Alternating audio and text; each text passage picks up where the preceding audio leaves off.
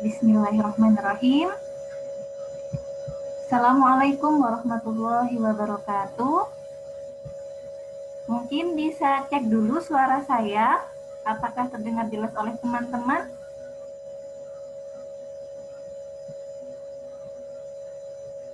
Oke, jika ada kendala dari kami, mungkin ada yang tidak terdengar jelas, baik dari MC maupun pemateri, ataupun ada materi yang kurang lengkap terlihat jelas, nantinya bisa di komen ya, langsung di komen di kolom chat. Alhamdulillah, insya Allah sepertinya tidak ada masalah ya dengan suara saya ya. Ya, sepertinya tidak ada komen ini, insya Allah terdengar jelas ya teman-teman. Alhamdulillah.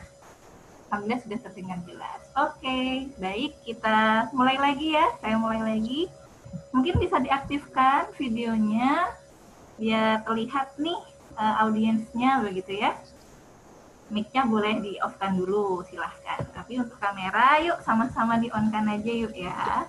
Saya ingin melihat semangat dan wajah ceria teman-teman di pagi minggu cerah ini. Oke, baik. Bismillahirrahmanirrahim. Assalamualaikum warahmatullahi wabarakatuh. Alhamdulillahirrabbilalamin. Wabihi nasta'in ala umurid dunia wajib wa ala Allahumma sholli ala Sayyidina Muhammad wa ala sama suaranya. Muhammad. Alhamdulillahirrahmanirrahim. Allah izinkan kita hari ini masih bisa bernafas, masih bisa melihat, masih bisa mendengar, masih bisa berjalan. Dan alhamdulillah semua ini Allah berikan secara gratis untuk kita, begitu nikmat yang luar biasa teman-teman. Dan bonusnya adalah di pagi hari ini, di awal hari ini kita bisa berkumpul di majelis ilmu ya, untuk sama-sama mencari ilmu baru nih, terutama tentang bisnis, bagaimana kita belajar dari muslimah planner gitu ya. Alhamdulillah. Baik, di awal-awal perkenalan dulu ya. Saya Laila Tulpamaria, bisa disebut Laila saja, panggil saya Laila. Saya dari salah satu komite SMB yang alhamdulillah hari ini bertugas sebagai moderator dalam acara kajian online kita yang berjudul Muslimah Planner Menebar Berkah. Baik, insya Allah mungkin sudah banyak yang paham ya Muslimah Planner itu apa gitu kan. Muslimah Planner itu kan sebutan bagi yang berkecimpung ya secara kasarnya yang suka dunia berusaha atau suka jualan gitu ya, kalau kita tahu nih, suka dagang gitu kan. Tapi yang kita bahas di sini bukan hanya sekedar dagang gitu ya, tapi bagaimana dengan berwirausaha itu bisa juga membawa berkah atau menambah kebaikan-kebaikan dari diri kita untuk orang lain. Ya, baik kebaikan untuk diri kita sendiri maupun juga orang lain. Dan insya Allah pemateri kita hari ini tidak lain adalah juga mentor kami ya di SMB. Ada insya Allah Mbak Anissa Nur Fitriah. Beliau adalah owner dari Brilliant Bookstore. Ya, Masya Allah. Saya tahu sedikit sih tentang bagaimana beliau mengawali Brilliant Bookstore ini ya, dan Masya Allah perjuangannya luar biasa sampai sekarang sudah bisa banyak nih yang beliau kerjakan gitu dari Brilliant Bookstore ini. Terus juga ada Mbak Winda Iriani. Ya, beliau ini lulusan ITB teman-teman ya. Dan ITB, tapi sekarang juga malah berkecimpung di dunia bisnis, terutama perkulineran gitu. Dan Masya Allah juga banyak yang didebar kebaikan dari bisnis kuliner ini. Ya, salah satunya saya tahu program Mbak Winda ini, misalkan membuat program menebar nasi berkah di hari Jumat gitu ya. Dan itu jumlahnya tidak main-main, bisa sampai ratusan bungkus kalau tidak salah ya. Nanti kita akan tahu lebih jelasnya lagi. Baik teman-teman, sebelum kita memulai, saya ucapkan dulu terima kasih kepada teman-teman yang sudah hadir di sini, yang sudah menyempatkan waktunya di sini di pagi hari Minggu ini, dan di rumah saja ya. Tapi alhamdulillah dengan fasilitas, dengan media seperti ini, insya Allah di rumah saja kita itu menjadi lebih berkah, lebih bermanfaat. Terima kasih ya teman-teman sudah hadir di kajian online SMB. Dan insya Allah ini merupakan rangkaian acara kita menjelang seminar online kemuslimahan 2021. Untuk materinya, kami bikin penasaran dulu teman-teman. Insya Allah ikutin saja terus inquiry kita. Baik, mari kita buka kegiatan pada pagi hari ini dengan sama-sama membaca basmalah. Bismillahirrahmanirrahim. Baik, di sini pematerinya sudah ada yang masuk nih, sudah ada Mbak Winda. Oke, kita kalau gitu mulai dulu dengan Mbak Winda saja ya, sambil menunggu pemateri satu lagi, sambil menunggu Mbak Anissa. Oke, Mbak Winda, Assalamualaikum warahmatullahi wabarakatuh. Waalaikumsalam warahmatullahi wabarakatuh. Alhamdulillah, sehat Mbak, yang jauh di Tangerang ya, Tangerang sana, Masya Allah. Sehat. Lagi gerimis di sini. Oh gitu, kalau di daerah sini cerah-cerah ya, Alhamdulillah. Oh gerimis, memang sekarang sering musim hujan ya Mbak, hati-hati nih kita, harus jaga kesehatan, Masya Allah. Oke Mbak Winda nih, nggak lagi ganggu proses produksi kan ya? Enggak sih, lagi libur minggu. Oh minggu libur, baik. Oke Mbak Winda, Alhamdulillah kita di sini dengan teman-teman akan saling sharing nih tentang bagaimana sih muslimah planner itu, dari awalnya jadi muslimah planner itu caranya gimana, terus nanti insya Allah juga akan banyak deh pertanyaan yang mungkin akan ditanyakan teman-teman. Oke Mbak Winda, mungkin mau perkenalan diri dulu, silahkan. Boleh. Saya Winda Iriani, kelahiran Bondowoso 15 Februari tahun 91. Kalian ini selisih berapa ya? Sekarang anak-anak kelahiran tahun berapa sih yang hadir di sini nih? Saya tahun berapa Mbak Winda? 91 berarti 95, 4 tahun setelah Mbak Winda. Teman-teman paling ada yang lebih muda kali ya? Atau sama dengan saya? Ini ada yang masih kelas 10 ya? Oh iya, sepertinya tadi ada di ininya, nama itunya. Masya Allah, semangat sekali adik-adik.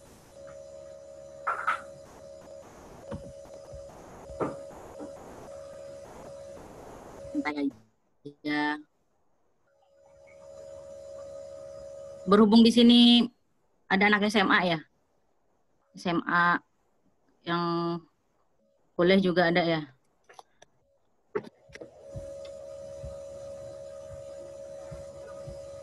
Jadi sebenarnya awal mula saya jualan itu kapan ya? SMP. Oh, SMP cuman SMP udah jualan, cuman jangan ditiru sih. SMP itu jualan jasa. Apa itu Mbak Winda? Jadi waktu SMP itu saya tuh ini ngerjain LKS. Terus banyak teman-teman yang nyontek gitu. Daripada nyontek gratis ya saya duitin aja. Mau nyontek bayar 1.000. Itu ya jualan yang jangan ditiru lah ya. Memanfaatkan kemampuan itu Mbak, betul-betul. Benar jualan produk. Jualan produk itu SMA kelas 3. Jadi waktu itu ibu saya bikin nasi jagung, tela-tela, mie goreng.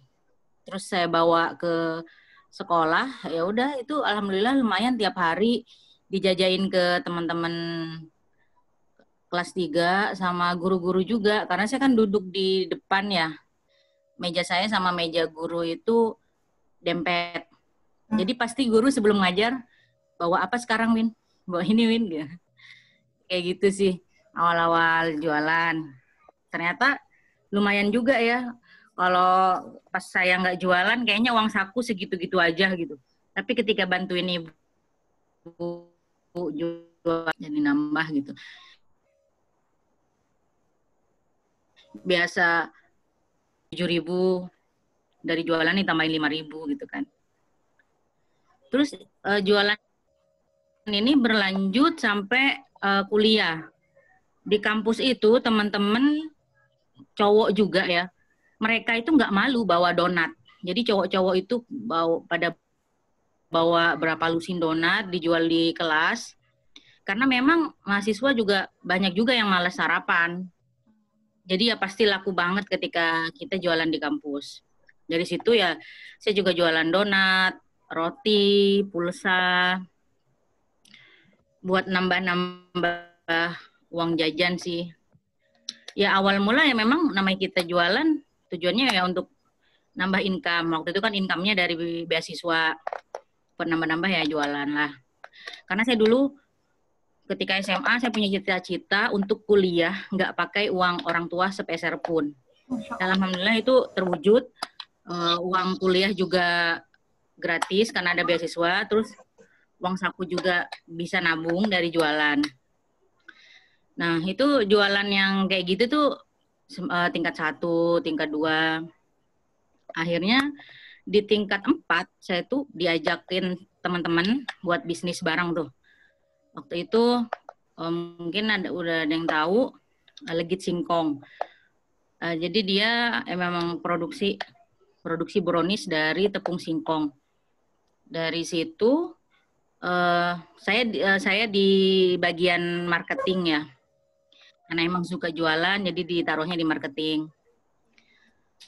Dari Legit Singkong itu dari tahun 2013, 2014-nya makin pesat, terus ikut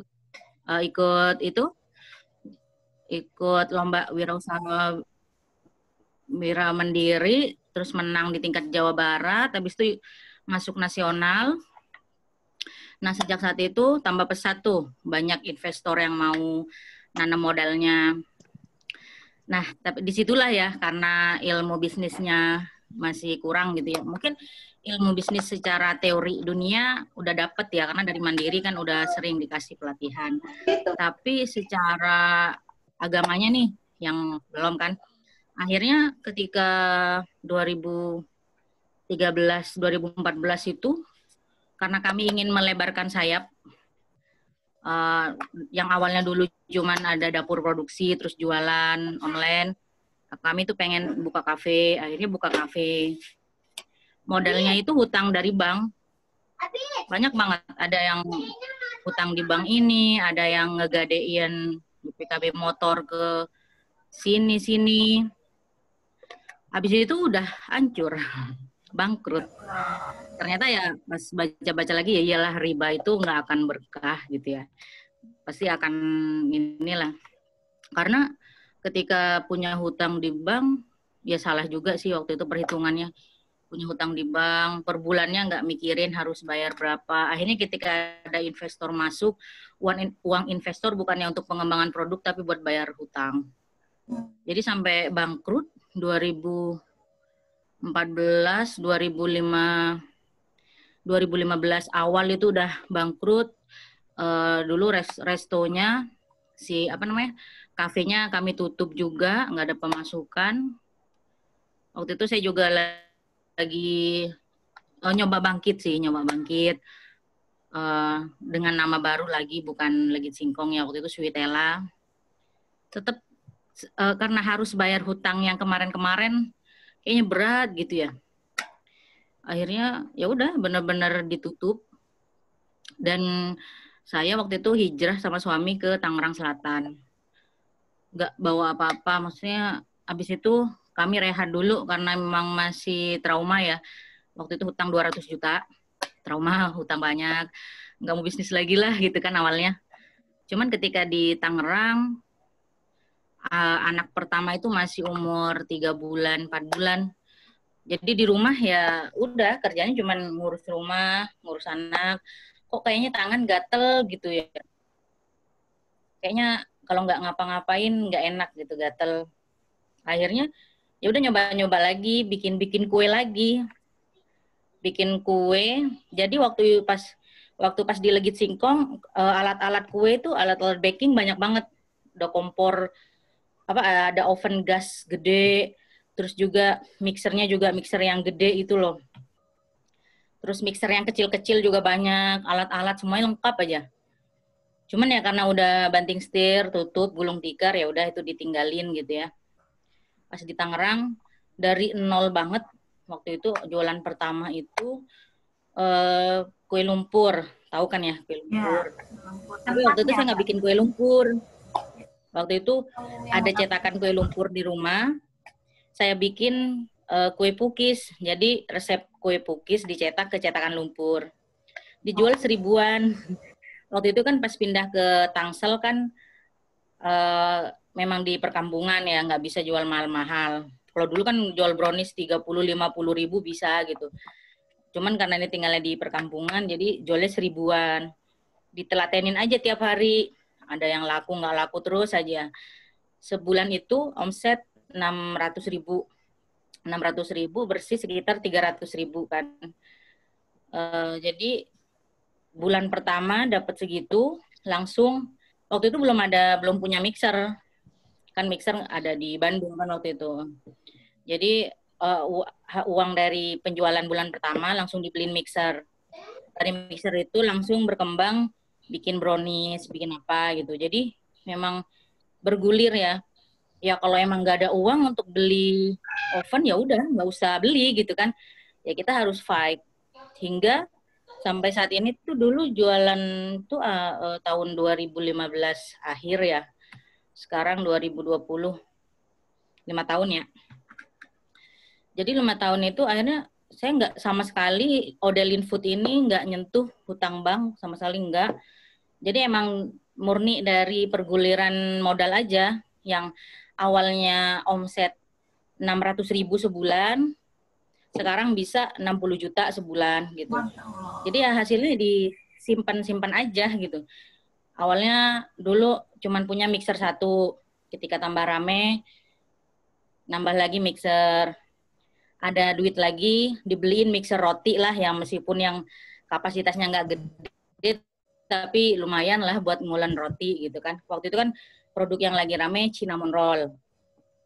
Di situ bulan berikutnya ada lagi beli oven. Waktu itu kan belum mampu beli oven gas ya. Kalau pas di Bandung karena banyak modal, jadi beli oven gas 4 juta gampang gitu ya. Tapi di Odelin Food, oven gas buat beli 4 juta tuh kayaknya nggak mampu. Jadi beli yang second yang cuma 1.200.000 tapi bagus. Ada duit lagi, muter lagi beli freezer karena produk risol mayones mulai rame. Kalau di kulkas juga nggak bisa gitu ya, nggak muat. Kulkas juga belinya second gitu. Jadi kami mencoba untuk kalau emang nggak ada dana buat beli alat itu, padahal pentingnya udah cari aja yang second gitu. Nggak usah muluk-muluk pengen sesuatu padahal dananya nggak ada gitu. Akhirnya nambah-nambah lah pokoknya alat sekarang sampai dulu pengantaran atau apa gitu kan nggak punya motor ya udah beli motor meskipun second. Sekarang kayak gitu sih alat-alat selama mampu beli kalau nggak mampu ya tunda dulu sampai ada gitu jangan sampai kepikiran mau ngutang lah gitu karena emang kerasa banget hutang riba hancur gitu ya. Pernah juga sih kami punya punya kantin juga sempet tuh tapi cuma berjalan setahun. Habis itu karena Pulkam ya agak lama ditutup. Ternyata sekarang pas pandemi malah si tempat hiburannya itu kan dia tempat olahraga ya. Malah tutup gitu ya. Ya ternyata ya alhamdulillah waktu itu tutup. Kalau enggak kan tutup sekarang. Ya gitu deh. Jadi memang benar-benar dinikmati aja gitu prosesnya. Jadi alhamdulillah sih pindah pindah rumah. Kalau dulu kan di perkampungan ya yang notabene tetangganya mau beli kalau harganya 1.000-an. Sekarang alhamdulillah pindah ke komplek, ya deket sih dari perkampungan situ ya sebelahnya ya. Pindah ke komplek di mana di situ komplek banyak PNS-nya, terus teman-teman saya dari ITB juga banyak di sini. Alhamdulillah di situ. Sekarang sih fokusnya ke catering harian. Jadi memang lumayan tiap hari wirawiri di komplek aja, nggak jauh-jauh amat sih. Komplek apa untuk nyediain makan siang. Apalagi pas lagi pandemi gini, lebih ramai karena mereka butuh suplai makanan buat isolasi mandiri. Mereka sendiri nggak bisa keluar gitu kan. Jadi mereka butuh untuk itu. Teman-teman juga banyak penyediaan makanan buat yang isoman gitu. Sama gitu deh. Sesekali juga snack box, tumpeng juga. Pokoknya yang berhubungan dengan makanan lah. Kayak memang garis saya itu jualan makanan ya sejak SMA gitu, jualan makanan. Pernah juga nyoba jualan baju, posting gitu, nggak pernah ada yang ngiler gitu ya, nggak pernah ada yang pesen. Tapi giliran saya posting cinnamon roll, posting buku pandan gitu ya, posting nasi jagung gitu. Orang-orang pada minta pesen gitu. Ya sekarang saya lagi bawa makanan khas Jawa Timur ya di sini, karena ternyata di komplek ini juga banyak orang Jawa Timur. Jadi menunya kadang ada khas ya, per hari ada yang menu nasi pecel, nasi jagung. Nasi jagung di sini laris banget loh. Padahal kan kalau di rumah kayak yang gimana gitu. Biasa aja gitu ya Mbak. Di sini karena nggak ada di sini gitu loh. Jadi ya lihat aja peluang gitu. Karena mereka ini udah lama nggak pulkam kan karena pandemi. Terus ada menu kampung mereka gitu. Ya udah. Jadi peluang. Itu paling. Iya. Nah, Masya Allah Mbak Winda. Berarti ya memang juga karena punya kemampuan mengolah makanan sih Mbak ya. Maksudnya jadi kan tetap bertahan tuh. Emang suka masak gitu ya Mbak Winda, punya passion itu. Biasanya kan kalau bisnis itu dimulai dari passion karena suka gitu ya. Passionnya bukan suka masak kayaknya ya, suka jajan ya. Oh, suka jajan. Jadi waktu hamil Delin itu ngidam pengen ini, coba bikin. Pengen ini, coba bikin gitu. Oh. Padahal mah sebelumnya nggak pernah masak. Oh gitu, Masya Allah.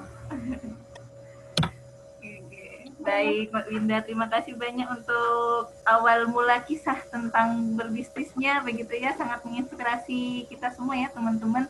Bagaimana dari SMP mengawali, yang dijual bukan makanan, bukan ini malah ya, malah hasil belajar mengerjakan LKS. Masya Allah, jangan jadi inspirasi juga sih yang itu ya, yang lain aja.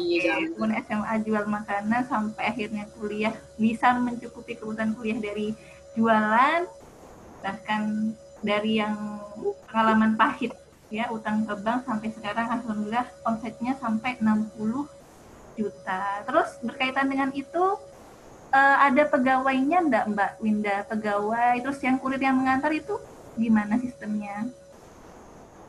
Awalnya kami itu tahun 2017, 2018 yang kerja ada 3 orang ya.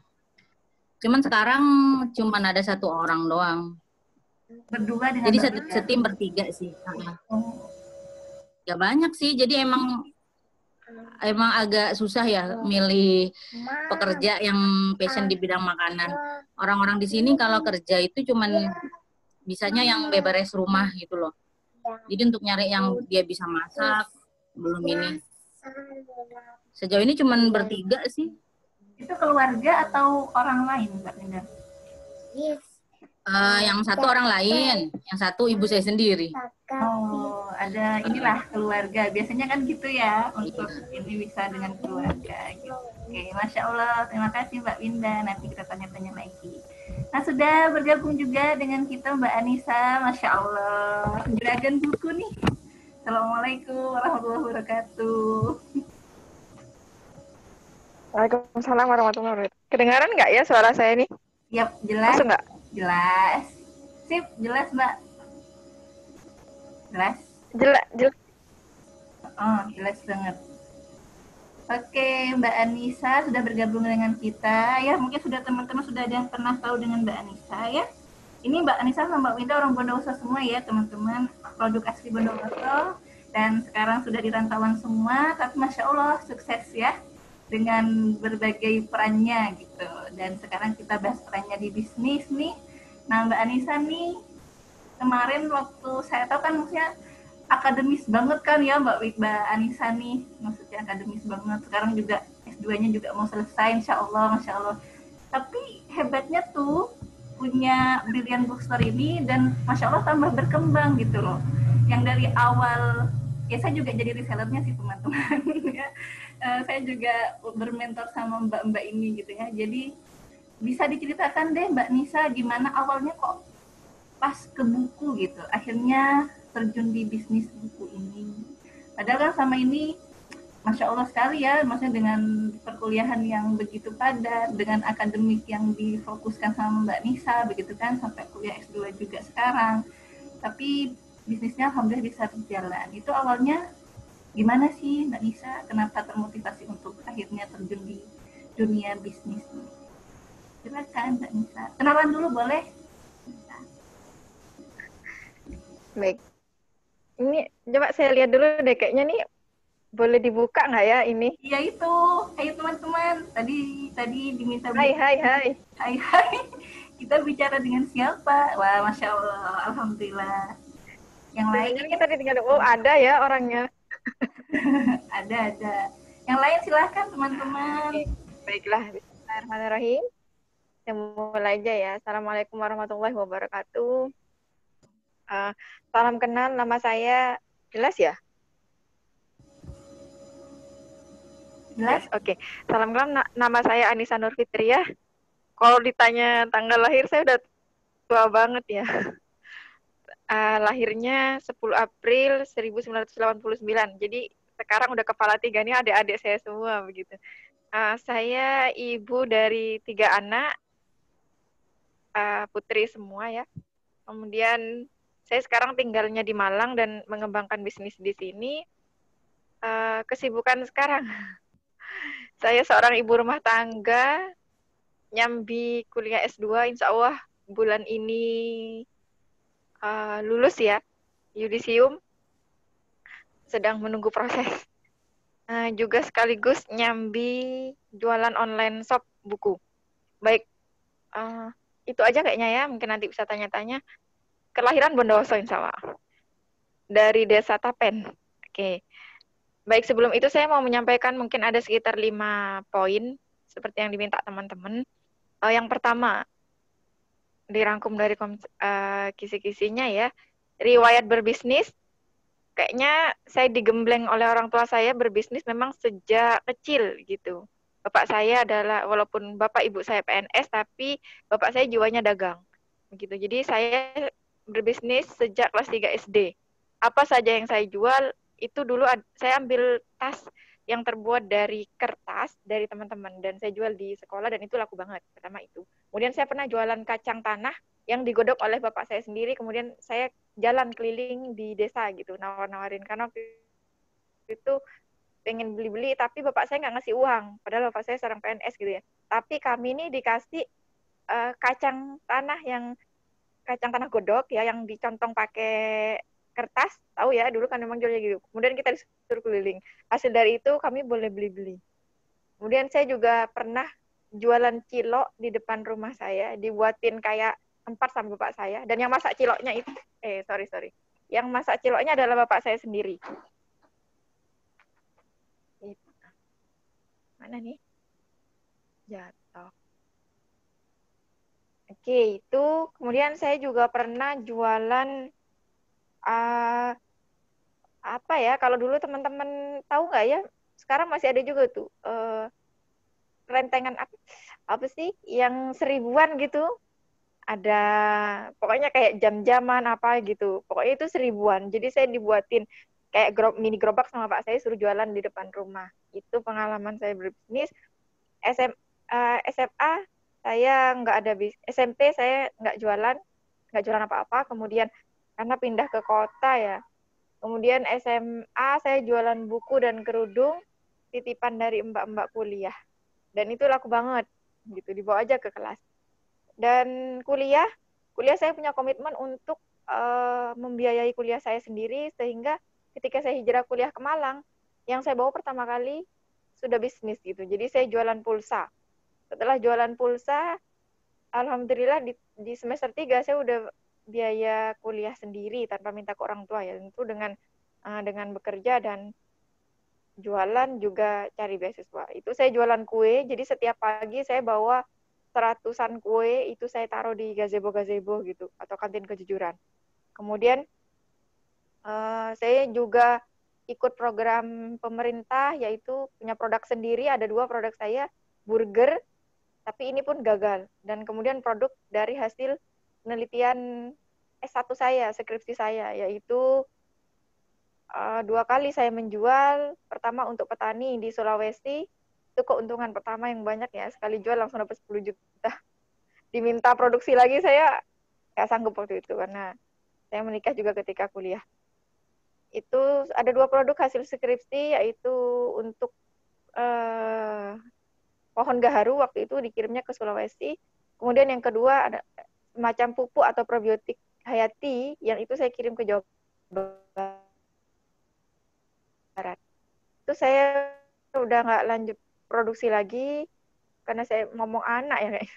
Semua alat produksinya saya di rumah saya lepas dan kemudian saya dari tahun 2019 mencoba lagi untuk berbisnis yaitu di dunia buku.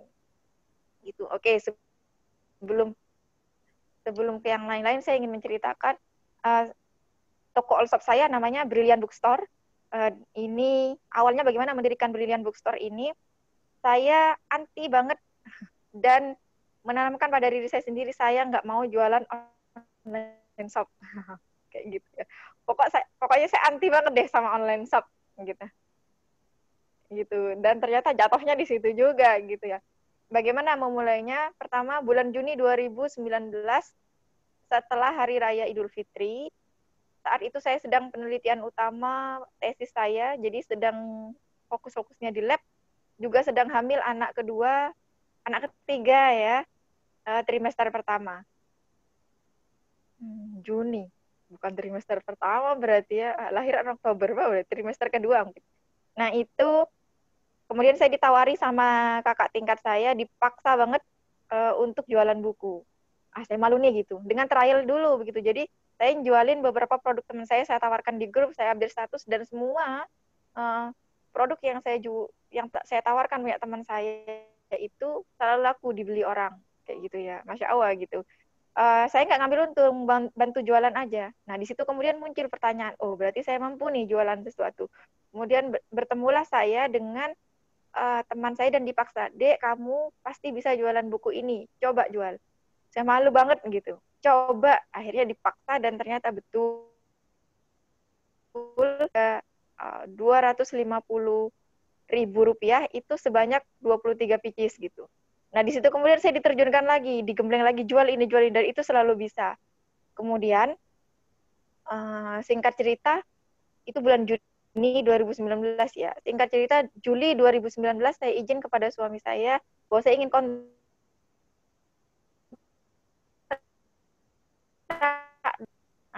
awal Juli 2019 saya kontrak penerbit pertama, karena syarat kontrak itu mulai 1 juta sampai 20 juta gitu ya, ke penerbit dalam 1 kali transaksi gitu.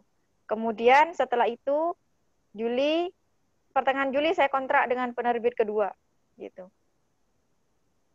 Terus begitu, kemudian saya belajar, saya masih sendirian dan terus belajar, saya ingin upgrade diri, saya nggak punya mentor dan saya masih sendirian ya, sehingga saya belajar kepada senior-senior saya di sesama grup penerbit, sesama agen, dan saya belajar kepada mereka yang orderannya banyak, saya tanyain, gimana caranya untuk mendapatkan orderan banyak. Dari situ saya mendapatkan ilmu. Singkat cerita, Oktober 2019, saya mendapatkan 50 pieces pertama saya dalam sekali orderan. Kemudian Desember saya menduplikasi cara yang sama, mendapatkan 50 pieces kedua saya, dan di bulan yang sama juga saya menduplikasi cara yang sama lagi, saya mendapatkan 100 pieces pertama saya.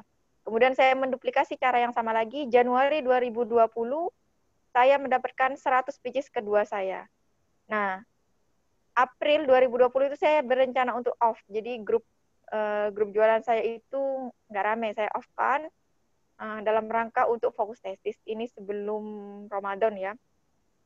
Ternyata saat itu pandemi, Malang lockdown, dan di situ kemudian saya tergerak lagi, ada alasan nanti saya jelaskan di berikutnya, dan justru di titik itu saya mendapatkan omset 2 kali lipat, gitu. Titik baliknya adalah di Juni 2020, omset saya ketika yang lain down perekonomian, justru bisnis ini naik omsetnya 2 kali lipat, hampir di seluruh agen begitu ya.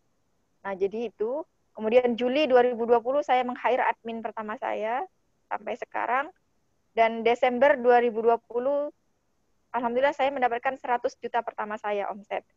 Dan di tahun Januari 2021 ini, bulan ini begitu ya, saya sudah transaksi untuk 100 juta kedua saya gitu. Dan insya Allah lebih, estimasinya untuk di bulan ini adalah 2 kali lipat atau 200 juta insya Allah ya.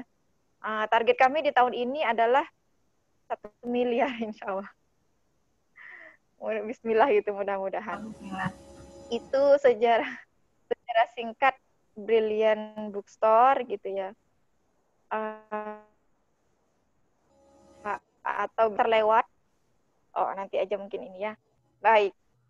Beberapa hal yang ingin saya sampaikan. Tips ya, tips. Oh, bukan.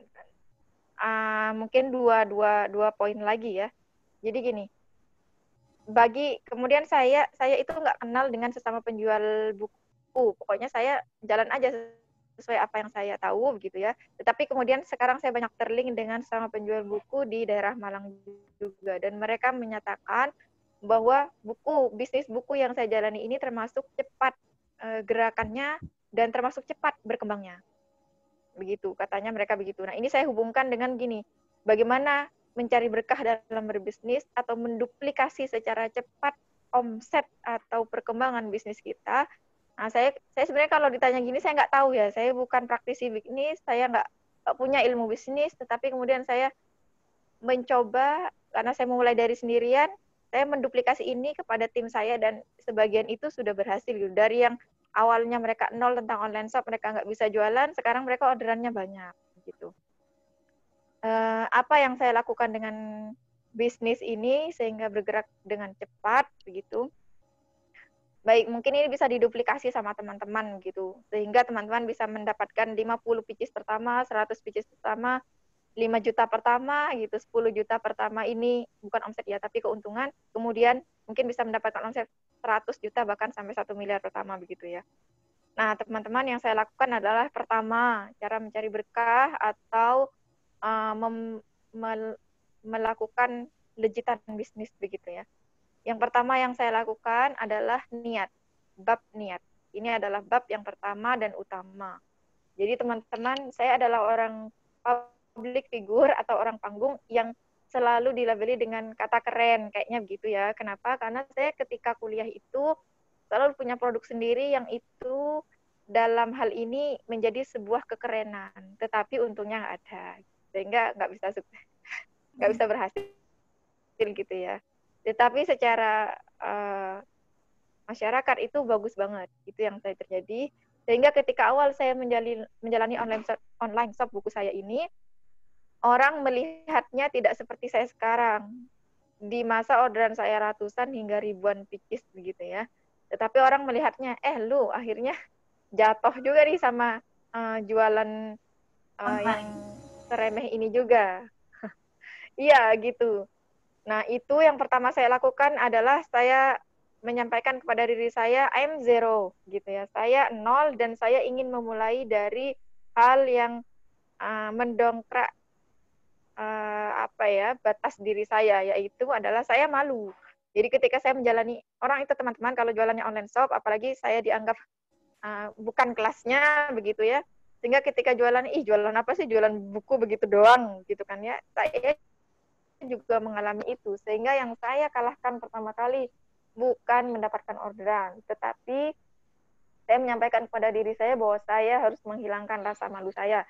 Saya memang nol, saya tidak punya apa-apa, saya ingin belajar dan mendapatkan hikmah.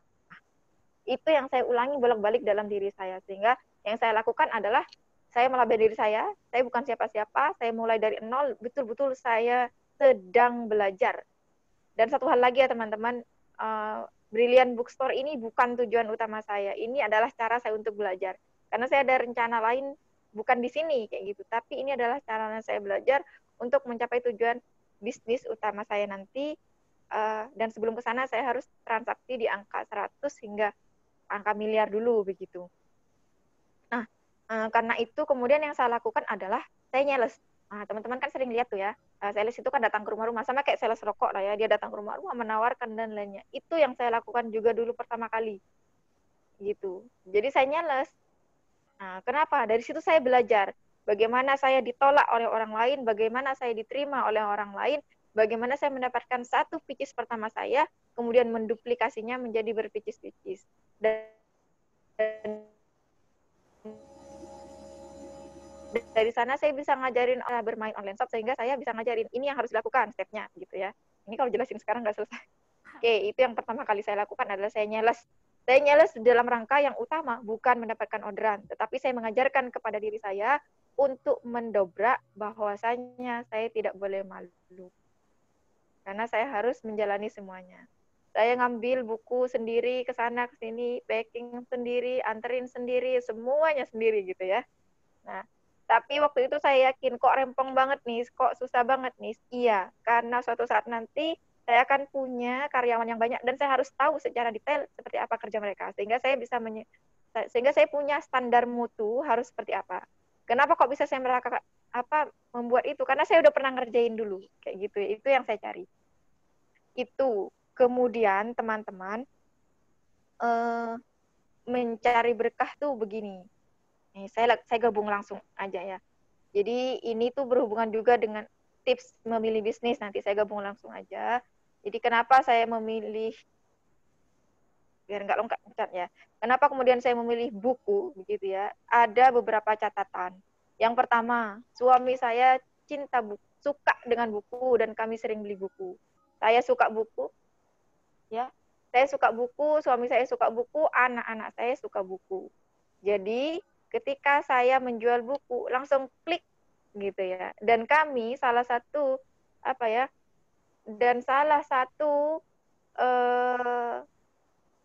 tujuan atau visi keluarga kami adalah punya perpustakaan sendiri. Salah satunya begitu. Jadi ngeklik dengan tujuan keluarga, dengan kesenangan bersama. Jadi ketika saya mau beli buku waktu itu, awal niatnya juga salah satunya ya, saya pengen punya buku, tapi saya nggak punya uang, sehingga saya memanfaatkan komisi untuk membeli buku itu, gitu. Nah, jadi ngekliknya di situ. Dan saya kalau ditanya buku apa-apa itu langsung, oh ini begini-begini, terutama buku anak ya. Kenapa? Karena kami juga menjalaninya. Jadi sejalan, dan itu enjoy. Itu ya, jadi sesuai dengan itu. Peluang juga banyak ya, jadi pas banget ketika pandemi, semua anak di rumah, gitu ya. Orang tuanya juga bingung nih mau dikasih apa gitu ya, dan buku itu laris manis seperti kacang goreng, seperti jualan kacang. Alhamdulillahnya di situ. Jadi saya ngambil kesempatan dan peluang itu.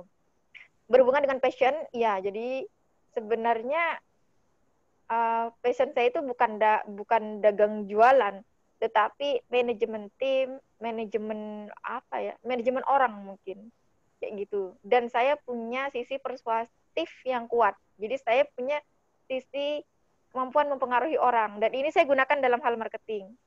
Gitu. Kalau bahasa orang jualan, saya pintar ngomong, cerewet gitu ya. Dan ini bawaan bayi dari kecil. Nah, di situ yang kemudian saya manfaatkan dalam tulisan. Kata orang-orang tulisan saya juga jelek-jelek gitu. Saya nggak tahu dari mana, tapi itu bawaan. Dan ini saya manfaatkan dalam membuat copywriting. Copywriting itu adalah deskripsi atau yang baca. Biasanya mereka akan beli. Nah, itu yang saya gunakan ya. Kemudian tujuan hidup. Nah, ini tujuan hidupnya teman-teman tuh kayak gimana gitu. Tentukan dari sana, karena bagi saya bisnis juga berhubungan dengan itu. Nah, saya saat ini salah satunya tuh pengen dulu kan riwayatnya saya suka buku, anak-anak saya suka buku, keluarga saya suka buku, dan saya tuh pengen punya program berbagi buku. Nah, bersama anak-anak saya. Jadi saya pengen apa yang dipunya anak-anak saya bisa bagikan ke orang lain secara gratis. Nah, ini kalau tidak dimodali dengan khusus, tentu akan kesulitan, modalnya besar. Modalnya besar sehingga saya perlu bisnis di bidang itu yang nanti sosial corporate-nya akan bergerak di bidang sana. Sehingga untuk menjalankan program ini saya nggak perlu dana tambahan. Sudah akan otomatis dari bisnis yang saya jalankan. Begitu ya. Yang terakhir, kondisi. Nah, kondisi ini maksudnya apa ya gitu. Nanti ini saya akan hubungkan dengan mencari keberkahan dan melejitkan bisnis begitu. Kondisi. Jadi teman-teman, saya adalah salah satu anak yang bisa kuliah sampai S2 dan punya apa ya, keinginan dan kemampuan senang sekolah kayak gitu ya, dibandingkan dengan 3 saudara saya yang lain. Sehingga saya juga sampai bisa S2 begitu. Nah, berhubungan dengan ini sehingga kedua orang tua saya menitikkan harapan tertentu. Saya dari desa Tapen, sehingga kalau orang desa itu kan yang bagus itu ya jadi PNS begitu ya. Nah, saya tahun 2018 ibu saya tuh nelpon khusus ke saya. Nah, iya Bu gitu kan. Udah deg-degan. Saya tahu tuh Desember 2018. Kamu nggak ikut tes PNS, wah makdek nih. Kalau udah ibu saya ngomong kayak gitu, itu sama dengan ketika dulu saya diminta nikah gitu. Bayangin semester 6 bulan November saya ditelepon ibu saya. Nah, iya gitu. Itu semester 6 ya. Kamu nih nggak laku apa gimana ya kalau nggak nikah-nikah? Saya digituin. Itu saya udah takut banget karena benar-benar didudukkan. Nah, kejadian saya diminta untuk daftar PNS itu sama dengan hal itu. Jadi ibu saya tidak main-main, menaruh harapan besar kepada saya. Dan saya itu bukan tipe orang yang bisa kerja dengan jam kantor. Walaupun semua orang yang melihat saya itu gini, kamu bisa jadi dosen, kamu bisa jadi dosen. Pusing banget nih gitu ya. Jadi semua orang yang melihat saya itu potensinya karena pintar ngomong ya, disuruh jadi dosen. Hampir semua keluarga ya, semua keluarga, teman, jangankan teman saya, teman suami juga bilang, ini harus jadi dosen nih. Dosen-dosen saya juga bilang gitu ya. Nah, sedangkan saya ini tidak bisa bekerja dengan jam kantor. Dan satu hal lagi yang saya senangi, saya senang penelitian. Saya punya proyek penelitian saya sendiri, yang itu dari S1. Dan dosen saya bilang, ini bisa dipatenkan, Anissa, gitu. Tapi saya nggak mau. Maksudnya, saya khawatir kalau saya terjun di sana bisa lupa anak gitu ya, karena lab itu sangat menyenangkan bagi saya. Sehingga saya menghindari hal itu. Nah, di sanalah teman-teman, 2018 saya ditelepon, dan 2019 saya ditelepon ibu saya lagi. Oh, mati gue gitu kan. Saya ditelepon ibu saya lagi. 2018 saya menyampaikan kepada ibu saya, Bu, saya kuliah S2 ini beasiswa, dan kalau saya lolos, yang ditakutin kalau lolos, kalau orang lain takut nggak lolos, kalau saya takut kalau saya lolos gitu ya. Ketika saya lolos beasiswa, maka konsekuensinya saya nggak ada ikatan kontrak yang saya nggak bisa langgar di situ, teman-teman. Sehingga saya sampaikan kepada ibu saya masih program beasiswa dan ini saya tidak bisa gitu. Oke, ibu saya mengerti. 1 tahun kemudian saya ditelepon lagi. 6 bulan kayaknya, 6 bulan karena waktu itu Mei ya. 6 bulan kemudian saya telepon lagi. Nah, gimana nih nggak daftar PNS? Itu adalah warning khusus bagi saya. Sehingga 2019 jadi ibu saya itu adalah PNS ya. Dan ibu saya akan pensiun di 2020, Mei 2020. Itu tenggatnya. Sehingga bagi saya, dan ibu saya berharap kamu yang bisa meneruskan ini gitu. Karena dua kakak saya sudah menolak tidak mau jadi PNS. Dan nggak suka sekolah gitu, beda sama saya gitu. Nah, sehingga 2 tenggat ini yaitu 2019 dan Mei 2020 adalah menjadi titik sebuah jawaban bagi saya begitu ya, bahwasanya sebenarnya ibu saya bukan poinnya adalah menjadi PNS, tetapi ibu saya itu didikannya mandiri. Artinya perempuan itu harus punya penghasilan sendiri. Kayak gitu. Jadi saya mencatat bahwasanya yang ibu saya inginkan dari saya walaupun saya sudah menikah adalah saya harus punya penghasilan sendiri. Kemudian dari sanalah saya catat begitu ya. Ini berapa sih penghasilan ibu saya kalau jadi PNS? Oke, ibu saya sebentar ya. Kak,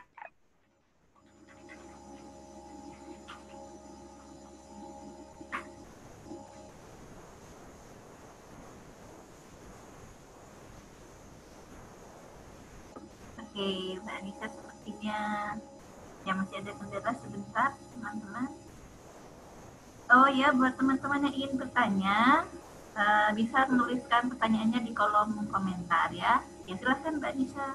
Ya sudah ya, mindahin bayi. Oke, sudah ya. Jadi teman-teman, titik dorong saya adalah ya permintaan ibu saya. Jadi saya mencatat berapa sih gaji ibu saya nih. Nah, saya melihat gaji kotor ibu saya itu 5 juta. Nah, di situ titik saya, oke, saya harus mencapai penghasilan bersih 5 juta. Gitu ya. Nah, kemudian saya berusaha Dan saya menemukan jalan ini.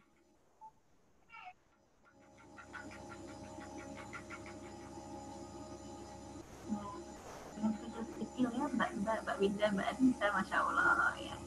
Jadi kita yang muda-muda harus bisa nih mulai sekarang belajar sibuk ya, sibuk dengan hal-hal baik. Nanti kalau udah ada kucil-kucil banyak tuh tetap bisa berdiskusi. Oh, Masya Allah. Jadi kecil nih ikut. Oke, kita lanjut ya sambil santai aja ya. Maklum nih, Mak. Oke. Iya. Jadi teman-teman, saya menemukan di situ sehingga singkatnya adalah saya di Desember 2019 saya mendapatkan penghasilan bersih 5 juta pertama, walaupun belum jadi tiap tahun gitu ya, dan maksudnya belum continue setiap bulan. Tetapi kemudian di situ saya memberanikan diri menyampaikan ke ibu, Bu, saya udah punya kunci poinnya bagaimana membesarkan bisnis ini. Sehingga Desember 2019 saya menyampaikan ke ibu, Bu, saya sudah punya penghasilan sejumlah gaji ibu jadi PNS gitu ya. Nah, kemudian saya ingin mengembangkan ini dan saya mohon izin untuk tidak ikut tes CPNS. Gitu ya. Akhirnya di situ ibu saya mengiyakan, oke ibu ridho dengan itu, lega banget.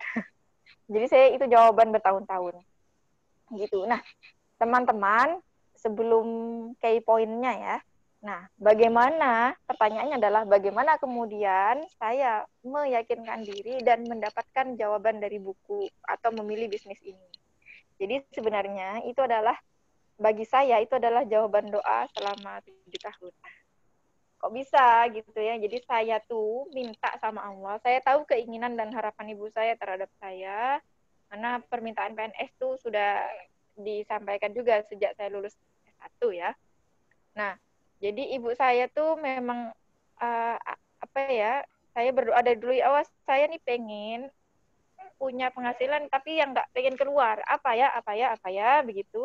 Itu doa selama 7 tahun, tapi mungkin itu nggak kurang serius doanya, sehingga di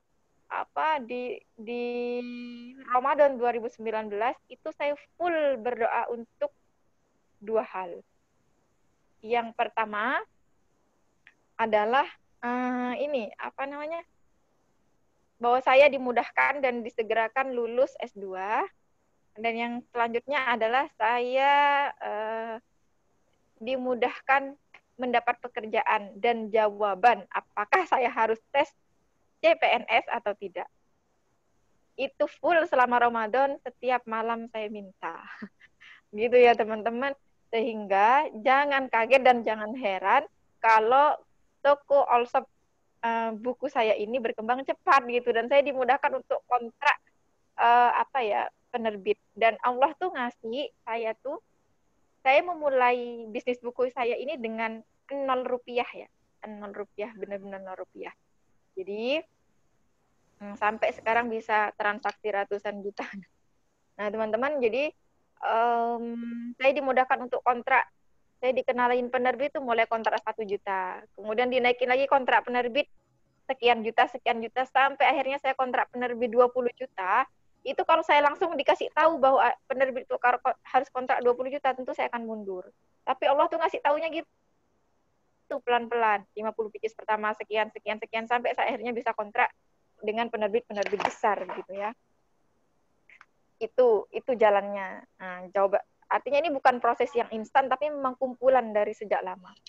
Kemudian teman-teman, bagaimana caranya? Gini, Mbak Anissa katanya, oke itu ya. Terus yang kedua, kenapa saya harus berbisnis dan punya penghasilan sendiri walaupun saya perempuan? Dulu niatnya itu dalam rangka, ya saya harus sedekah yang banyak, kayak gitu ya. Karena dengan sedekah yang banyak itu, kita bisa jauh lebih bermanfaat, kayak gitu. Dan ajaran utama dalam keluarga kami dari suami saya adalah sedekah, gitu. Itu yang kami pegang, kayak gitu ya. Kemudian yang selanjutnya ini bagaimana saya mau ngomong apa jadi lupa. Gimana caranya biar cepat gitu ya, biar cepat nih bisnisnya. Tentu kan nggak bisa instan. Iya betul teman-teman. Jadi begini, rezeki adalah salah satu takdir yang sudah dituliskan di Lauhul Mahfuz. Benar nggak? Ya, benar. Tapi Betul. ada takdir yang itu bisa diubah dan bisa tidak diubah. Tapi secara tauhid sebenarnya semua takdir bisa diubah. Gitu. Di mana kisahnya? Kisah masyhur seorang perempuan yang datang kepada Nabi Musa. Waktu itu dia meminta, dia itu seorang perempuan tua yang ditakdirkan tidak punya anak karena mandul. Kayak gitu ya. Kemudian beliau datang kepada Nabi Musa dan bertanya, wahai Nabi Musa, engkau adalah wali Allah. Tolong tanyakanlah kepada Allah, saya ini kapan punya anak? Kayak gitu kan ya. Kemudian kata Nabi Musa, ditanyakanlah kepada Allah, karena beliau Nabi dan bisa ngobrol sama Allah gitu ya, bukan kita. Kemudian jawabannya adalah, wahai perempuan gitu ya, kamu nih tidak akan punya anak, sudah ditakdirkan untuk tidak punya anak, kayak gitu ya. Oke, dia pulang akhirnya kan perempuan itu, kemudian datang lagi kepada Nabi Musa, seingat itu 2 kali beliau gitu, dan jawabannya sama, kamu ini sudah ditakdirkan untuk tidak punya anak gitu, karena kamu mandul gitu.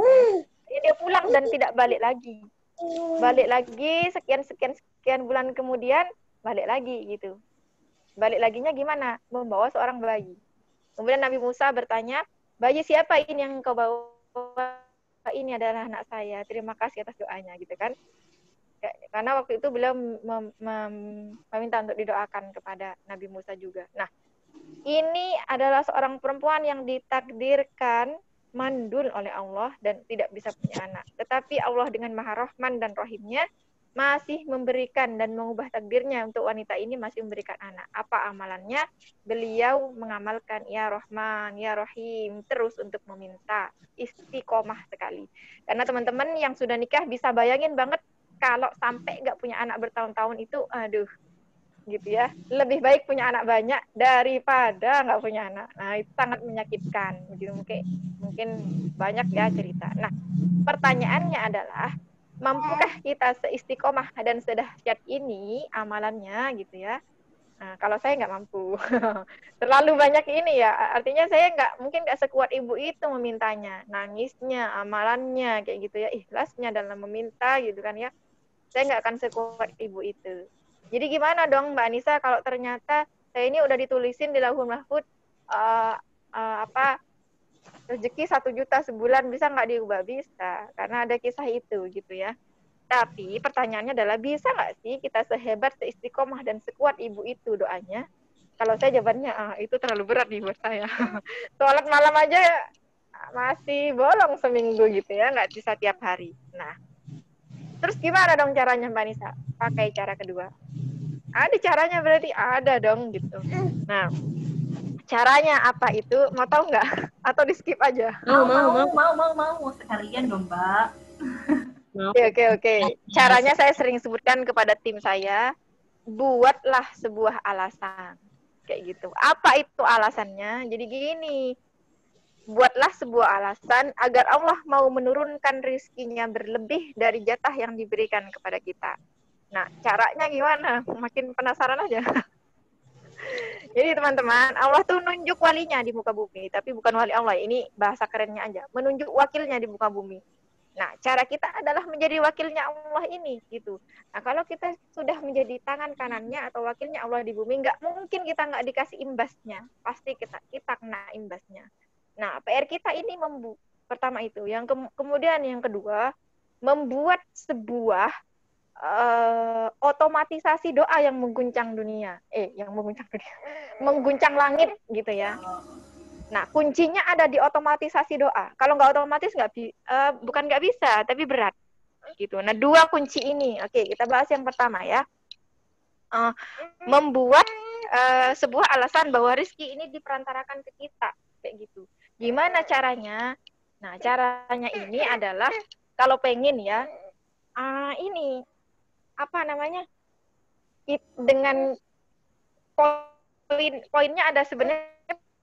Poinnya ada di kata sedekah gitu ya. Artinya buat rezeki orang lain itu lewat kita. Kalau rezeki orang lain sudah lewat kita, Nggak mungkin kita nggak dikasih imbas sama Allah. Pasti dikasih imbas. Caranya gimana? Jelas dalam perintahnya Allah bahwa orang-orang yang harus merasakan kesuksesan atau keberkahan dari rezeki kita adalah yang pertama, keluarga terdekat, orang tua. Jadi teman-teman, pemberian kita kepada orang tua adalah sedekah yang utama. Kalau kita seorang istri, maka pemberian kita ngasih makan anak kita ngasih uang atau ngasih apapun itu kepada suami kita, nilainya adalah sedekah. Enak kan jadi perempuan? Kayak gitu ya. Jadi itu yang harus ditamakan dulu. Setelah yang dekat-dekat ini, kemudian lanjut kakak kita, adik kita, gitu ya. Kemudian ipar kita, sebenarnya di situ. Mbak, kakak-kakak saya ini sudah mampu gitu kan. Adik-adik saya sudah mampu. Pernah ada yang tanya gitu, gimana caranya? Coba sih sesekali nekat akuisisi. Adiknya tuh sekolahin, kayak gitu. Bayarin SPP-nya. Sesimpel itu sih sebenarnya, cuma kadang kita nggak sadar. Itu ya, itu bagaimana cara melejitkan rezeki agar Allah melebihkan dari takdir yang dituliskan. Nah, kemudian gimana nih caranya ngerayu Allah biar cepat nih kita dikasihnya ke kita yang dipilih gitu. Kayak saya berjuang dalam berlomba-lomba dalam kebaikan dengan saudara-saudara saya agar rezeki ibu saya lewat saya gitu kan. Agar saya dipilih oleh Allah kayak gitu. Nah, itu berdoanya bertahun-tahun ya. Nah, teman-teman, caranya adalah otomatisasi doa yang mengguncang langit. Ini gimana caranya? Jadi, pernah nggak sih? Nah, caranya misalnya kayak begini. Pernah nggak sih kita ngasih orang di jalan? Orang di jalan yang dia kelaparan banget. Kelaparan, atau misalnya begini, pernah nggak sih kita sedang terhimpit banget, betul-betul sedang butuh bantuan, lalu ada orang atau teman atau orang lain lah ya, yang kemudian tiba-tiba membantu kita. Betapa besar rasa syukurnya kita kan, wah ya Allah, ini benar-benar yang saya butuhkan sekarang dan dia membantu kita. Apa yang dilakukan? Kita akan sangat ikhlas dan otomatis dengan doa terbaik kita mendoakan orang yang membantu kita. Nah, sudah paham poinnya ya? Nah, lakukanlah hal itu. Otomatisasi doa yang mengguncang dunia. Nah, pilihannya, kemudian kita karakterisasi lagi, dipilih lagi. Doa siapa yang paling mengguncang dunia? Nah, balikin lagi sama ayatnya. Bahwa doa yang paling diterima di dunia, mudah dikabulkan oleh Allah, walaupun hanya besi tan hati adalah doa siapa? Ya, doa ibu kita gitu ya. Nah, pertanyaannya adalah bagaimana kemudian agar ibu kita ini selalu mendoakan kita kayak gitu, selalu otomatis mengingat dan mendoakan kita gitu ya. Nah, caranya adalah bikin kayak gini. Jadi misalkan gini, ibarat kita nih lagi senang sama orang atau lagi senang sama suami kita, kalau ngelihat suami kita datang kan langsung mak dekser gitu kan ya. Jatuh cintanya datang. Nah, kayak gitu ya. Cintanya datang. Nah, bikin ibu kita kayak gitu, teman-teman. Nah, caranya kayak gimana? Kita ibaratnya begini, bikin kebaikan yang itu bakal diingat terus sama ibu kita dan dikenang. Sehingga doanya tuh benar-benar ini anak saya ya Allah kayak gitu. Ini, pokoknya ini. Kayak gitu teman-teman. Caranya gimana? Kadang ibu kita tuh mampu. Untuk kasus ibu yang sudah kaya misalnya. Justru dia yang ngasih kita banyak. Kan bingung tuh. Ibu saya mau dikasih uang nggak mau. Berarti bukan uang dong yang dikasih sama ibu kita. Cari hal-hal yang lain yang akan membuat ibu kita jatuh cinta kepada kita. Sehingga doanya otomatis untuk kita mengguncang langit. Kayak gitu. Apa itu? Yang tahu adalah teman-teman sendiri. Karena setiap kita berbeda kondisinya. Kayak gitu ya. Dan itu buatlah sebagai sebuah habit. Nah, kayak gitu. Kalau habit saya buat di hari Jumat. Kenapa? Karena bagi saya memilih hari Jumat karena Jumat istimewa buat saya. Yang pertama. Kemudian yang kedua, teman-teman, kalau kita sholat di masjid, kemudian kita sholat di satu sajadah tertentu khusus, maka sajadah itu atau tempat itu akan menjadi saksi kita di akhirat nanti. Kemudian salah satu dokter di rumah sakit pernah bercerita bahwasanya ada orang yang di sakratul maut di jam sudah antara sadar dan tidak, setiap jam sekian dia selalu berzikir. Kayak gitu ya. Kenapa? Karena itu adalah kebiasaannya dia. Nah, kemudian inilah yang saya gunakan untuk membuat sebuah habit yang mengotomatisasi akan menjadi saksi saya di akhirat. Dan itu saya memilih hari Jumat, setiap subuh saya melakukan habit saya di situ. Kayak gitu ya. Nah, silakan teman-teman membuat sendiri habit yang seperti apa yang diinginkan. Biar tujuan saya salah satunya biar saya nggak lupa. Di jam itu, di masa-masa di jam itu, hari itu saya harus melakukan apa. Nah, kayak gitu teman-teman. Itu yang mungkin yang bisa saya sampaikan. Insya Allah sudah tersampaikan semuanya begitu ya. Jadi kalau saya ditanya gimana cara mengembangkan, ya saya sebenarnya nggak tahu juga gitu ya. Cukup saya tanya aja sama Allah, ya Allah, apa caranya ya kayak gitu.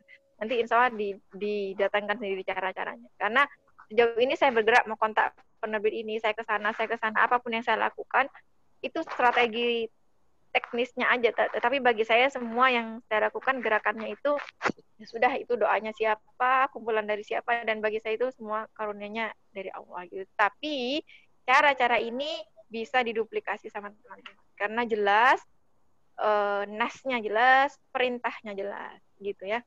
Oh iya, Mbak, gimana nih kalau ibu kita, orang tua kita sudah nggak ada, sudah meninggal gitu ya? Oh gampang, gitu kan? Jadi untuk yang sudah meninggal itu, kalau kita belum bisa mampu untuk solihah, masih banyak dosa, maka kita bisa melakukan dengan wakaf misalnya. Kayak gitu, itu sampai ke orang tua kita. Tapi yang terputus adalah doa ibu kita. Kalau bakti tetap bisa sampai. Nah, ibu kita nggak ada gimana caranya? Gampang. Di dalam ayat yang lain, di surat yang lain, kita bisa nyari anak yatim, yatim piatu, doanya makbul, kayak gitu ya. Nah, carilah itu, kayak gitu. Bisa, semuanya bisa. Ingat, poin terakhir dari 2 bisnis yang sebenarnya adalah 3 ya. Pertama niat, luruskan niat. Ya saya ada yang lupa nih. Nah, niat ini teman-teman, kalau kita sekali lagi dalam berbisnis ini betul-betul saya bolak-balik mengulang sebuah materi bahwasanya rizki itu dari Allah, didatangkan dari tempat yang tidak diduga-duga, dan karena kita bukan PNS gitu, bukan pegawai yang gajinya tiap bulan, sehingga saya minta orderan pun sama Allah gitu. Di mana doanya? Di tahajud dan di duha. Gitu ya. Pasti didatangkan. Saya tuh dulu sendirian ya, pas nggak punya orderan saya ngomong tuh sama ibu, kok nggak dapat orderan sih, saya minta dong orderan gitu aja gitu, dikasih, yes dikasih ya, insya Allah dikasih kayak gitu ya.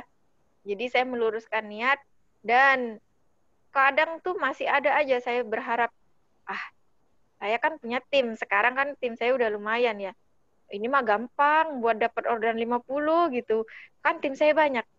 Nah ketika saya punya niatan sedikit saja terbesit gitu, pasti gagal. Walaupun cuma 50 saya nggak dapat. Kayak gitu ya. Jadi saya mengulang balik-balik bab niat ini, bahwa kita hanya berharap kepada Allah. Pertama itu. Yang kedua, teman-teman, buatlah sebuah alasan.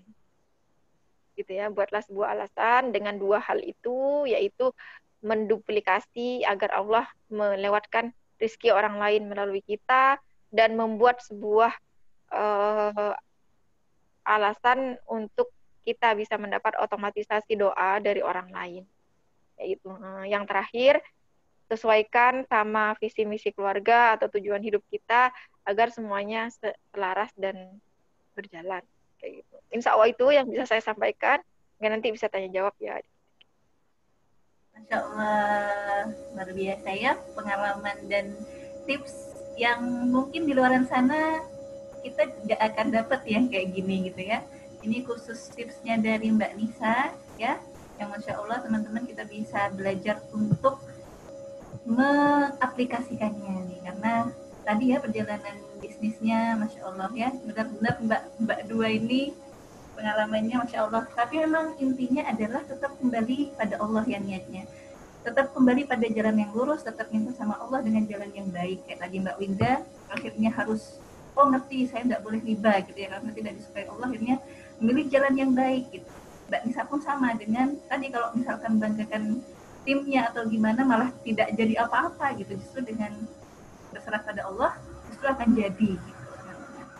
Baik, sedikit lagi untuk Mbak Winda ya sebelum pertanyaan jawab. Tapi teman-teman sambil Mbak Winda menjawab pertanyaan terakhir dari kami, silakan teman-teman untuk menuliskan pertanyaannya di kolom komentar atau boleh langsung, boleh raise hand. Ada emoticon raise hand ya di situ. Silahkan boleh raise hand kalau untuk pertanyaan langsung.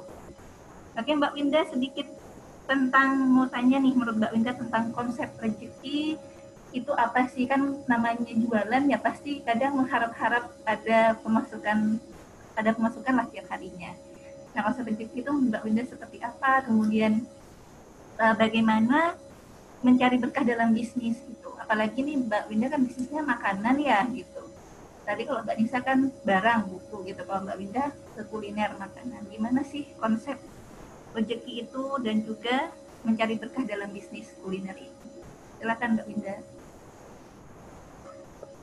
Iya ya, tadi saya belum ngejelasin itu. Jadi kalau soal rezeki, saya pegang ini sih. Mungkin orang zaman sekarang udah kurang terlalu percaya ya. Kalau zaman dulu kan banyak anak banyak rezeki. Tapi saya sampai sekarang sih percaya. Kerasa banget gitu ya. Ketika memang sih semakin banyak anak itu semakin bertambah omset. Karena ini kan namanya rezeki keluarga, jadi gabungan antara income saya sama suami. Jadi kerasa banget ketika anak satu income kami berapa, ketika sekarang anak mau 4, kerasa banget, oh iya ya ternyata benar banyak anak banyak rezeki. Saudara-saudara saya di kampung suka ini, ngapain sih banyak anak gitu kan? Ya kan banyak anak banyak rezeki. Iya kalau rajin kerja. Ya ngapain juga kita males kerja kan? Namanya juga hidup ya, yang ngapain kita males gitu kan? Iya sih, kan suamimu rajin kerja. Iya ngapain kita males gitu aja sih. Terus juga ya benar kata Mbak Nisa ya, kita emang harus berharap itu orderan sama Allah. Susah sih ketika kita emang ngarepin manusia. Saya ada di kala ketika lagi kok suaranya gini. Ada suatu ketika saya tuh ngorder ini kok sepi, ya udah sih mungkin belum waktunya gitu kan. Tahu-tahu besoknya langsung berderet-deret gitu orderan. Kok nggak enak sih suaranya? Alhamdulillah di sini jelas nggak? Oh gitu ya? Oke, jelas. Di sini ini double nih.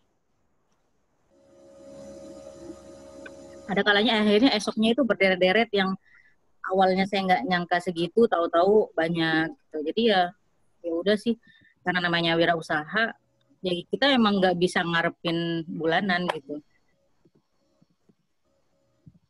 Ih suaranya nggak enak. Insya Allah di sini jelas sih, teman-teman mungkin bagaimana? Jelas ya. Gitu. Ya. Terus karena kami itu produksi makanan ya, bisnis makanan, ya kita harus jualnya yang benar-benar yang makanan yang halal. Suaranya double. Makanannya yang baik, halal, yang toyib gitu ya, yang kita juga bahan-bahannya juga yang bagus. Kan makanan dengan kualitas bagus dan cara masaknya bagus kan akan menghasilkan makanan dengan berkualitas baik gitu ya. Ya biarinlah orang lain masakannya seperti apa gitu, yang penting saya ini gitu. Terus ketika jualan makanan misalnya kayak jualan peye gitu ya, itu kan timbangan ya kita jangan coba-coba untuk mengurangi timbangan sesuai itu kesepakatan. Kalau bisa lebihin kenapa enggak kayak gitu sih.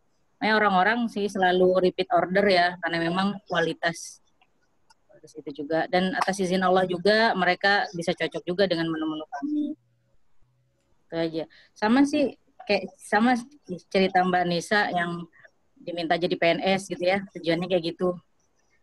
Di sini saya mikir juga kan, saya memang kalau jadi PNS ya bisa aja ya, karena di sini saya kan deket sama Puspitek ya, teman-teman saya banyak yang kerja di sana kan PNS gitu. Cuman saya mikir di sini gaji PNS itu sekitar 8 atau 9 juta ya kalau masih pemula lah. Anak saya ada 3 mau 4. Kalau saya kerja, anak saya mau nggak mau harus dititipin ke daycare. Sedangkan harga daycare satu anak itu bisa 2 juta sendiri. Kalau anak saya 4 udah berapa? Jadi gaji saya habis dong buat bayar daycare gitu kan. Akhirnya ya udah goalnya ya nggak usah jadi PNS-nya lah gitu ya. Maksudnya ya kalaupun mau dapat penghasilan secara PNS ya memang sih online shop ya Mbak ya.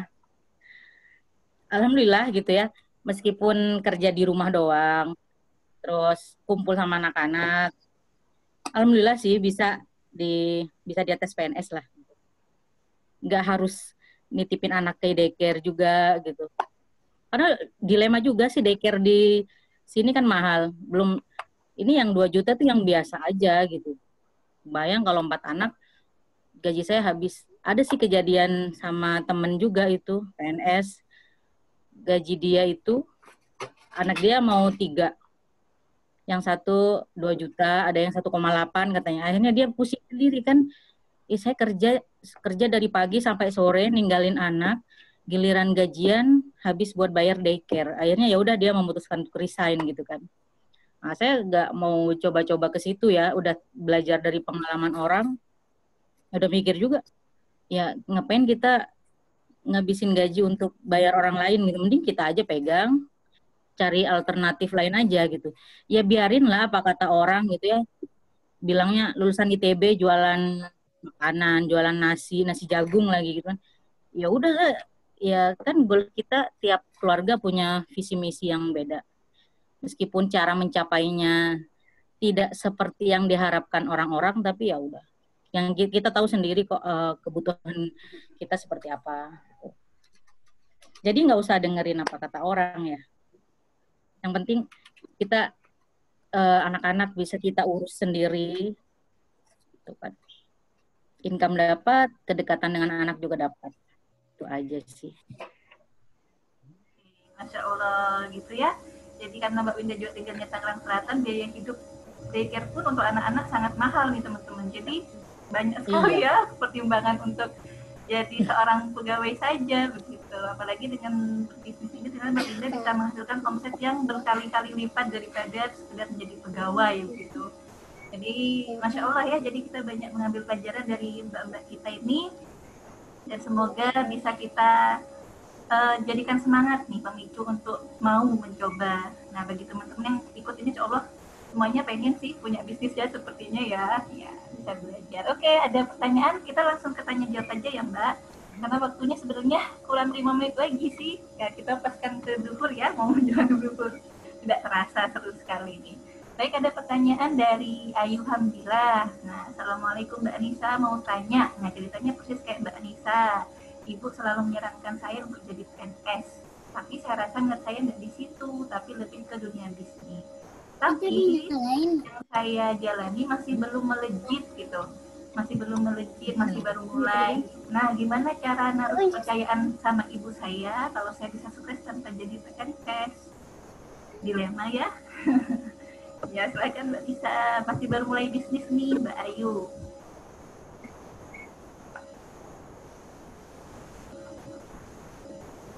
Ini saya ya. Kamu ngomong. Oke, salam kenal buat Dek Ayu ya. Yang pertama harus dilakukan adalah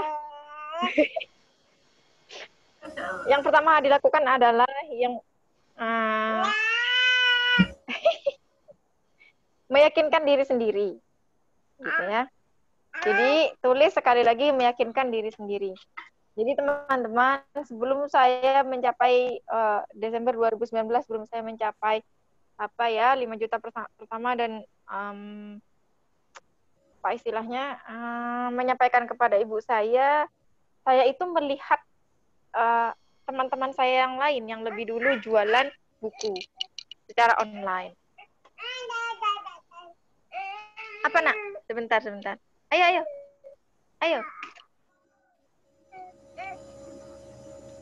Jadi gitu ya. Jadi saya melihat orang lain dulu bahwa bisnis ini memang potensial dan bisa besar.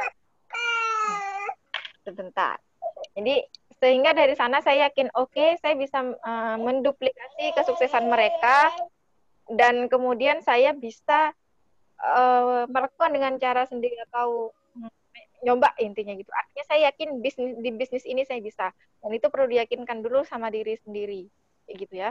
Nah, tadi kan sudah punya pilihan bisnis. Coba lihat orang lain.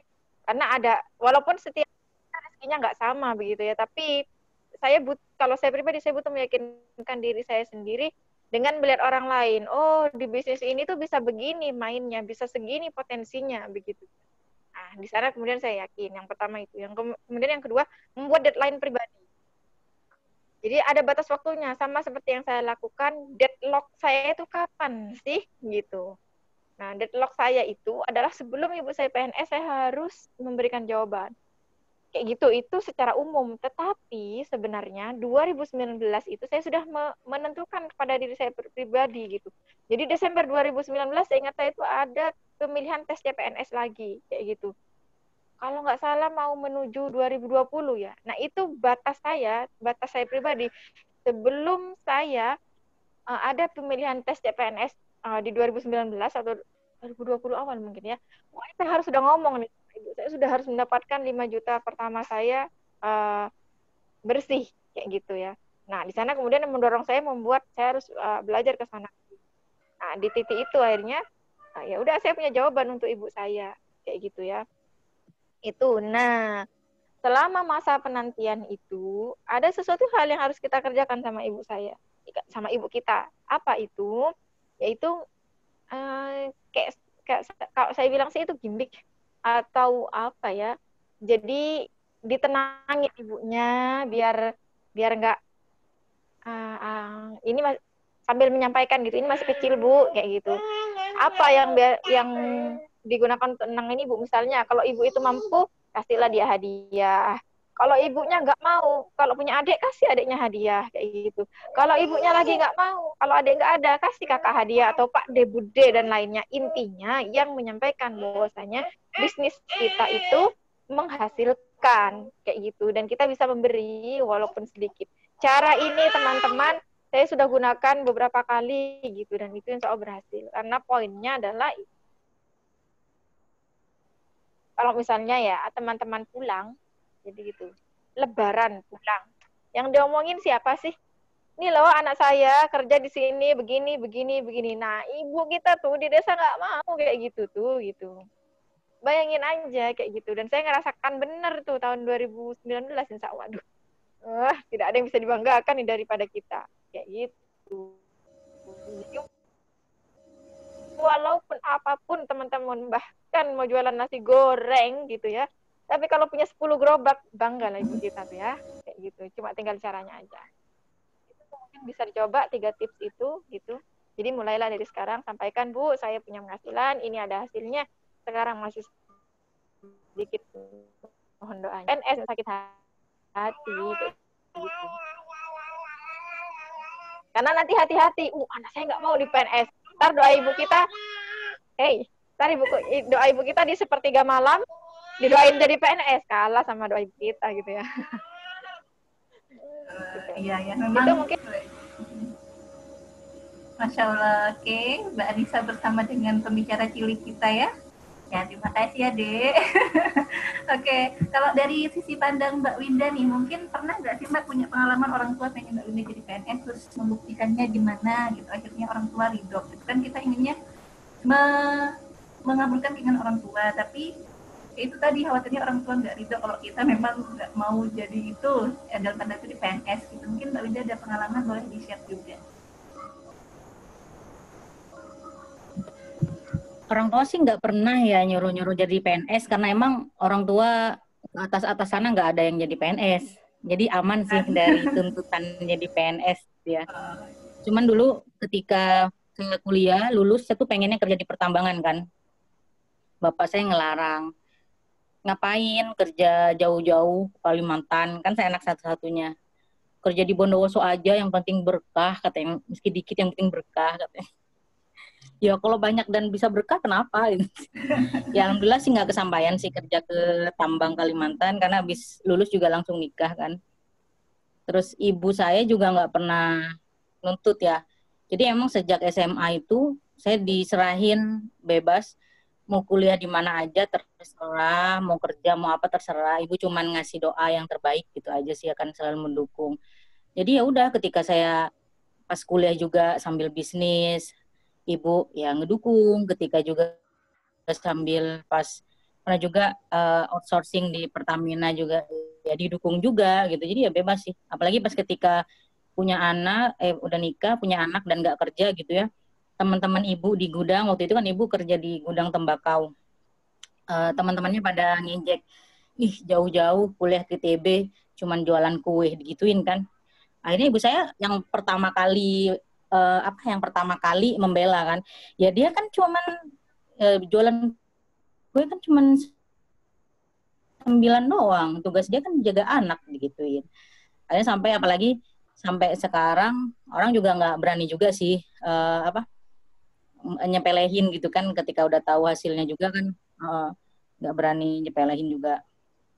Ibu saya juga dukung sih saya di rumah aja selagi ya maksudnya ya itulah goalnya ini apa sih gitu kan, goalnya untuk jadi untuk kerja kantoran apa sih gitu kan.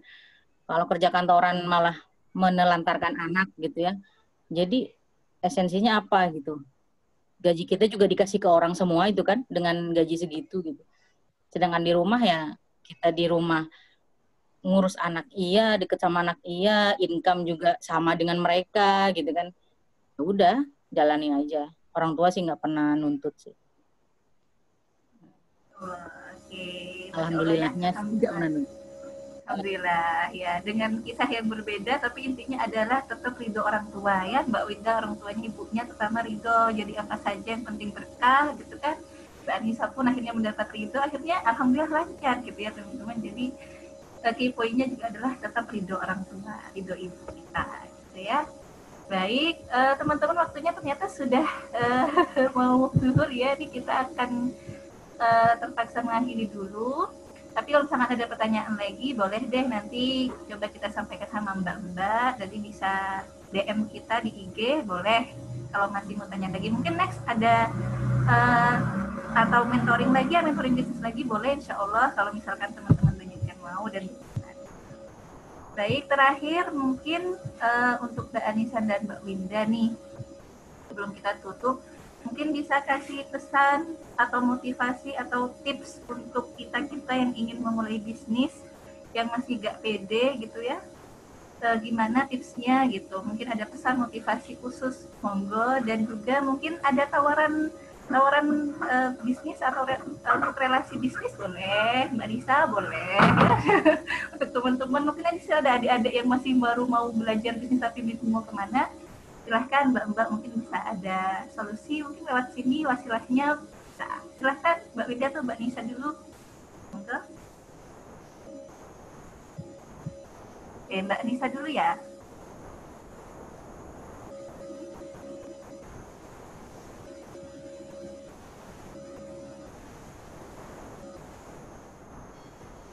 Oh masih belum. Oke, apa gimana Mbak? Ini saya mau ngomong nih. Oh ya.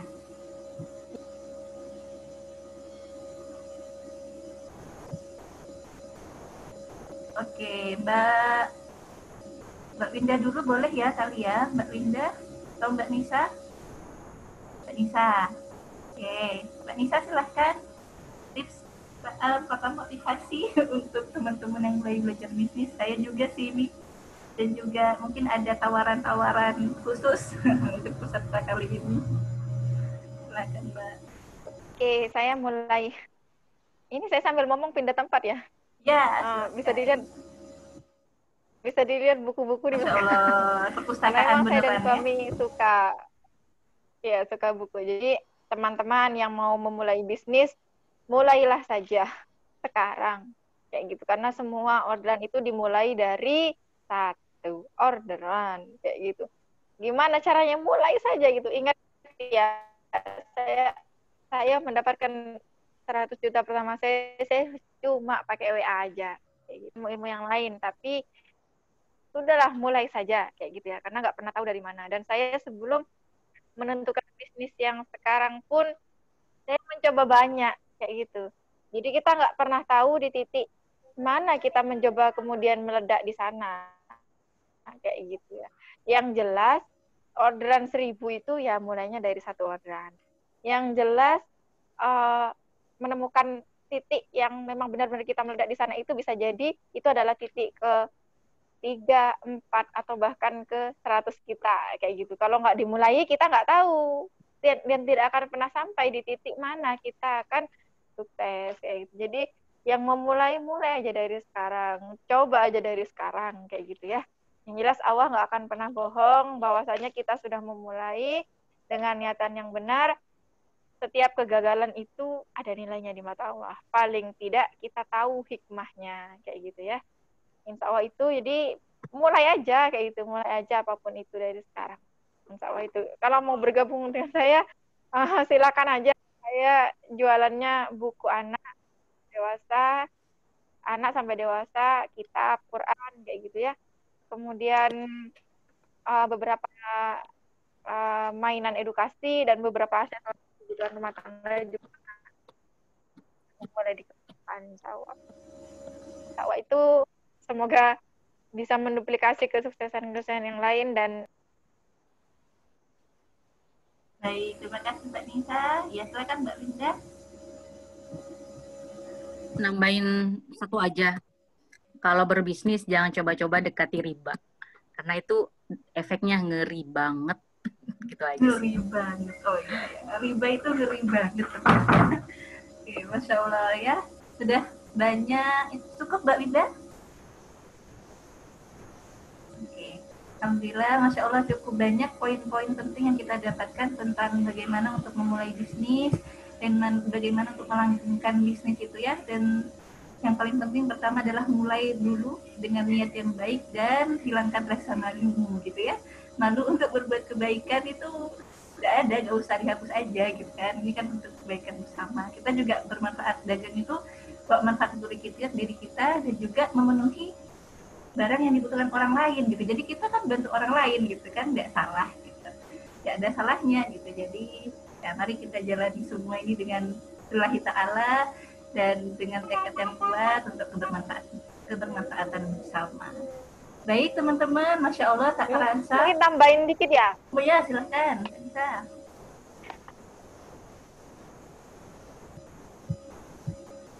Jadi kalau kita beribadah kepada Allah gitu ya. Nah, berita baiknya adalah dagang itu ya ibadah, sunnah gitu ya. Jadi teman-teman posting niat, ya Allah bismillah saya mau beribadah. Posting satu ini saya dagang, dapat satu pahala ibadah gitu. Jadi ibadah yang paling gampang itu ya jualan. Posting aja satu, niatin ibadah, dapat satu kali ibadah. Kalau close dapat plus-plus kan gitu. Jadi niatin aja sesimpel itu kayak gitu ya. Masya Allah. Ternyata memang gitu ya ibadahnya dengan cara yang simpel loh teman-teman. Sekedar posting jualan loh. Posting jualan itu bisa bernilai ibadah gitu ya. Jadi Masya Allah, mungkin yang sekarang tadinya sebelum ikut kajian ini masih ragu untuk mulai bisnis, Insya Allah semoga kita doakan bersama setelah ini tidak ada yang ragu lagi untuk mulai bisnis ya. Pelan-pelan kita jalan bareng-bareng, Insya Allah diniatkan untuk tadi ibadah. Oke. Baik, Masya Allah, terima kasih teman-teman yang sudah bergabung di kajian SMT menuju seminar Muslimah Online ini. Terima kasih banyak, semoga kita bisa mengambil banyak manfaat dan bismillah, terakhir kita niatkan semoga apa yang kita lakukan hari ini Allah juga pasti melihat kita dan semoga bisa menjadi salah satu semangat kita bahwa ya Allah, saya juga sudah berniat nih dengan ikut kajian ini untuk menumbuhkan semangat berbisnis saya gitu. Jadi semoga dengan ini juga Allah kabulkan keinginan kita untuk bisa berbisnis, memulai bisnis. Baik, terima kasih sekali lagi Mbak Anissa dan Mbak Winda yang sudah memberikan banyak waktu di tengah-tengah kesibukannya bersama keluarga dan juga bisnisnya. Gitu. Semoga semakin berkah bisnisnya Mbak Winda dan Mbak Nisa. Semoga semakin berkah juga urusannya, keluarganya gitu ya. Dan semoga teman-teman juga diberikan kesehatan, semua kita diberikan kesehatan, keberkahan. Insya Allah, baik, langsung kita tutup. Saya sebagai pembawa acara, mohon maaf apabila ada salah kata. kan mau mulai belajar bisnis, boleh nanti bisa kontak Mbak Arisa, boleh kontak SMP deh ya. Kalau mau bergabung dengan bisnis Mbak Arisa boleh. Adik-adik yang mau belajar bisnis boleh. Baik, gitu ya Mbak Nisa ya. Baik teman-teman, insya Allah gitu karena sudah waktu zuhur. Kita akhiri bersama-sama dengan membaca hamdalah, istighfar dan doa majelis. Alhamdulillahirabbil alamin. Astaghfirullahaladzim. Subhanakallahumma bihamdika asyhadu an la ilaha illa anta astaghfiruka wa atubu ilaik. Baik, kami akhiri. Terima kasih sekali lagi sahabat-sahabat semua. Insya Allah berjumpa di kajian berikutnya bersama sahabat Assalamualaikum warahmatullahi wabarakatuh.